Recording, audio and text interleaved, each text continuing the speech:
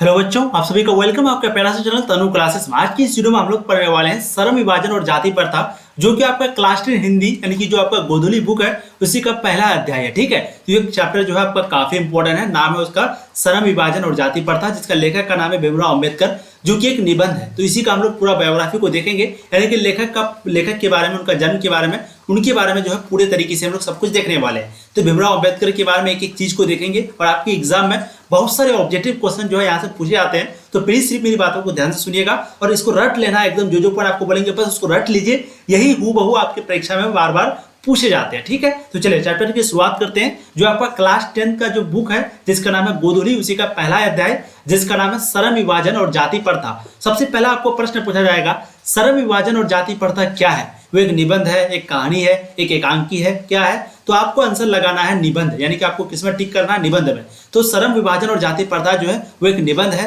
और इस निबंध के निबंधकार यानी कि इसके लेखक कौन है? वो है भीमराव अम्बेडकर। तो ये भी ध्यान रखिएगा, श्रम विभाजन और जाति प्रथा जो है इसके लेखक कौन है? भीमराव अम्बेडकर। इसके लेखक कौन है? भीमराव अम्बेडकर, भीमराव अम्बेडकर। ठीक है, अब हम लोग देखते हैं लेखक का परिचय, यानी कि भीमराव अम्बेडकर का परिचय। देखिए, भीमराव अम्बेडकर का जो जन्म है वो हुआ था 14 अप्रैल 1891 में।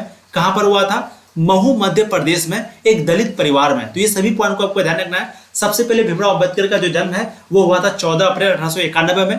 कहां पर हुआ था? मध्य प्रदेश में हुआ था, एक दलित परिवार में हुआ था। उनकी मृत्यु कब हुई? तो उनकी जो मृत्यु, उनका जो देहांत है वो दिसंबर 1956 में दिल्ली में हुआ था। ठीक है, तो भीमराव अम्बेडकर का जो देहांत है वो कब हुआ था? दिसंबर 1956 में दिल्ली में हुआ था। पैदाइश कब हुआ था?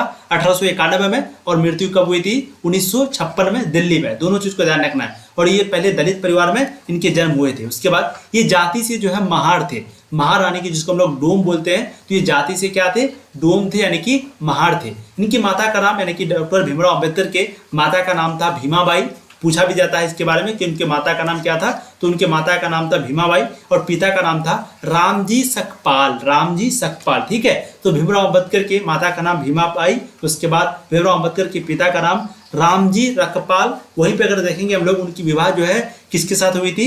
रामाबाई के साथ, यानी कि उनकी पत्नी का नाम है रामाबाई।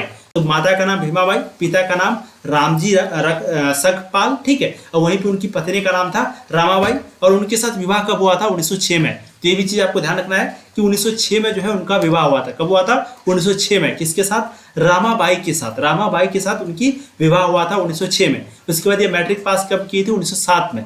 यानी कि मैट्रिक के एग्जाम के एक साल पहले ही जो है उन्होंने, यानी कि भीमराव अम्बेडकर ने रामाबाई के साथ शादी कर लिए थे। ठीक है, 1906 में उनकी शादी हुई और जस्ट एक साल के बाद, यानी कि 1907 में जो है उन्होंने मैट्रिक की परीक्षा दिया। अगर हम लोग अभी बोलेंगे जो मैट्रिक के विद्यार्थी हैं, ठीक है, यानी कि आप लोग अगर बोलेंगे नहीं हम लोग को मैट्रिक से पहले शादी करना, अभी कर दो, अभी कर दो, तो पापा और लेके वहीं पे लेके उसको थोरो पकड़ के थोरो, ठीक है, तो वही वाला कहानी हो जाएगा। तो भीमराव अम्बेडकर जो है वो 1906 में ही शादी कर लिए थे और जस्ट एक, जैसे आप लोग अभी मैट्रिक में है, ठीक है, तो अगर आप शादी कर लिए तो ये आप बिल्कुल भीमराव अम्बेडकर के जैसा, लेकिन महान उसी के जैसा हो गए, मतलब। ठीक है, बाकी उसका कर्म से तो नहीं, लेकिन उसका ढंग से, यानी कि जो वो काम किया। तो विवाह जो है 1906 में हो गई उनकी रामाबाई के साथ और मैट्रिक पास कब की? 1907 में। ये पॉइंट को आपको याद रखना है। अब देखते हैं उन्होंने जो है शिक्षा की प्राप्ति कहाँ से किए थे, इसको हम लोग देखते हैं। ठीक है, देखिए भीमराव अम्बेडकर की शिक्षा की पढ़ाई, यानी कि प्रारंभिक शिक्षा जो है उन्होंने उत्तर शिक्षा के लिए न्यूयॉर्क अमेरिका, फिर वहां से लंदन इंग्लैंड चले गए। ठीक है,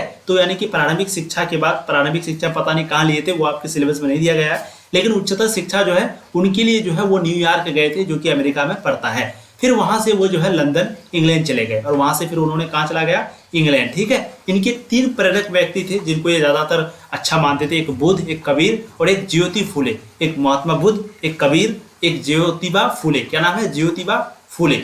ये जो है इनके 3 प्रेरक व्यक्ति थे। अब आगे देखते हैं प्रसिद्ध रचना, यानी कि इन्होंने कौन कौन से रचना किए हैं, इसको हम लोग एक बार देखते हैं। इन्होंने जो है जेनेसिस एंड डेवलपमेंट, एक चीज आप लोग को बता देते हैं, यहाँ पर जो है आपकी हिंदी की अभी पढ़ाई हो रही है। ठीक है, क्लास 10 की, अगर आप लोग 10th क्लास में हैं तो 10th क्लास की यहाँ पर सभी सब्जेक्ट की पढ़ाई होती है। आप जाकर के एक बार चैनल का प्लेलिस्ट में या फिर चैनल पे जाके एक बार देखिए, यहाँ पर हिंदी जो भी आपका सब्जेक्ट है, जैसे ये तो हिंदी है, उसी तरीके से जो मैथ है, किसी का फिजिक्स है, किसी का केमिस्ट्री है, किसी का बायोलॉजी है, उसके साथ ही आपका और भी आर्ट्स में भी 3-4-5 सब्जेक्ट में आ जाता है, जैसे हिस्ट्री है, ज्योग्राफी है, पॉलिटिकल है, इकोनॉमिक्स है। तो सभी सब्जेक्ट की जो है यहाँ पर आपकी पढ़ाई होती है। तो प्लीज पहले तो आप लोग चैनल को सब्सक्राइब कर लीजिए और आपके जितने भी दोस्त हैं, एक एक दोस्त को, कम से कम आपको जो है 10 दोस्तों को शेयर करना है प्लीज, तभी देखिए ज़्यादा व्यू आएगा, हम लोग भी ज़्यादा मेहनत करेंगे आप लोगों के लिए 100% है, ठीक है। तो चीज़ें आपको समझ में आ गई कि प्रसिद्ध रचना उन्होंने कौन कौन से किए थे। तो सबसे पहला है जेनेसिस एंड डेवलपमेंट, क्या नाम है, जेनेसिस एंड डेवलपमेंट। और दूसरा है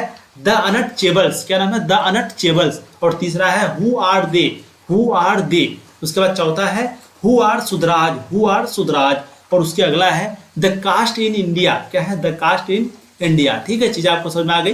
प्रसिद्ध रचना जो है genesis and development, the untouchables, who are they, who are Shudras, the caste in India, ये सभी जो है उनके प्रसिद्ध रचना है। अब आगे हम लोग देखते हैं भीमराव अंबेडकर द्वारा दिया गया विख्यात भाषण जिसका नाम है एनिहिलेशन ऑफ कास्ट से लिया गया है, जिसका हिंदी में अर्थ जाति भेद का उच्छेद है और हिंदी में अनुवाद ललई सिंह के द्वारा किया गया है, ठीक है। चीजें आपको समझ में आ गई कि भीमराव अंबेडकर के द्वारा किया गया जो विख्यात भाषण है वो एनिहिलेशन ऑफ कास्ट से लिया गया है, जिसका जो है हिंदी में अर्थ क्या होता है, जाति भेद, मतलब कि जाति भेद का अच्छेद, यही जो है उसका हिंदी में मीनिंग होता है, ठीक है। अभी जो है इधर बारिश हो रही है तो थोड़ा बहुत आप लोग को आवाज भी आ रहा होगा, बट मेरी बातों को आप ध्यान से सिर्फ सुनिए, ठीक है। तो ये चीज आपको समझ में आ गया कि ये जो भाषण है उनका कहाँ से लिया गया है, एनिहिलेशन ऑफ कास्ट से, एनिहिलेशन ऑफ कास्ट से, जिनका हिंदी में अर्थ क्या होता है, जाति भेद का उच्छेद। तो एनिहिलेशन ऑफ कास्ट का मतलब हुआ जाति भेद का उच्छेद। और हिंदी में अनुवाद अगर करेंगे तो ललित सिंह के द्वारा जो है इनका अनुवाद किया गया था हिंदी में, किनके द्वारा, ललित सिंह के द्वारा। अब अगला पॉइंट देखिए, यह भाषण यानी कि जो भाषण हम लोग यहाँ पर देख रहे हैं, यह भाषण जाति पाति तोरक मंडल लाहौर के वार्षिक सम्मेलन 1936 के अध्यक्षीय भाषण के रूप में तैयार किया गया था। उन्होंने स्वदेश में वकालत भी की थी, यानी कि जो है वो वकील भी थे, ठीक है। तो उन्होंने जो है स्वदेश में वकालत भी की थी। अंबेडकर के अनुसार जाति प्रथा समाज को तोड़ती है, यह कैसा रूढ़ पूर्वाग्रह है जो समाज को और लोकतंत्र को भी नष्ट करता है, ठीक है। तो अंबेडकर क्या कहते थे कि ये जो रूढ़, मतलब ये कैसा है, रूढ़ पूर्वाग्रह जो कि समाज को और लोकतंत्र को भी नष्ट करता है। चीजें आपको समझ में आ रही है। तो यहाँ पर हम लोगों ने देखा श्रम विभाजन और जाति प्रथा, जो आपका चैप्टर है हिंदी का, जिसके लेखक का नाम है भीमराव अंबेडकर, जो कि एक निबंध है। श्रम विभाजन और जाति प्रथा क्या एक निबंध है। वहाँ पर हम लोगों ने लेखक का परिचय देखा, आप लोग स्क्रीनशॉट ले सकते हैं। फिर हम लोगों ने देखा उनकी शिक्षा, 3 प्रेरक व्यक्ति कौन कौन से थे, ठीक है। फिर हम लोग जो है चैप्टर की समाप्ति की। तो प्लीज वीडियो को लाइक, चैनल को सब्सक्राइब और एक बार वीडियो को ज़्यादा से ज़्यादा शेयर, जितने भी आपके दोस्त वगैरह हैं एक बार सिर्फ शेयर जरूर आप लोग कीजिए। Thank you so much. आप लोग ऐसे ही पढ़ाई करते रहिए। यहाँ पर आपकी पूरी सिलेबस की पढ़ाई होती है, इसलिए आप लोग जरूर जाकर के अंदर में जाके देखिए, प्लेलिस्ट में जाकर के चैनल को सब्सक्राइब जरूर कर लीजिएगा। Thank you so much. ऐसे ही पढ़ाई करते रहिए। All the very best.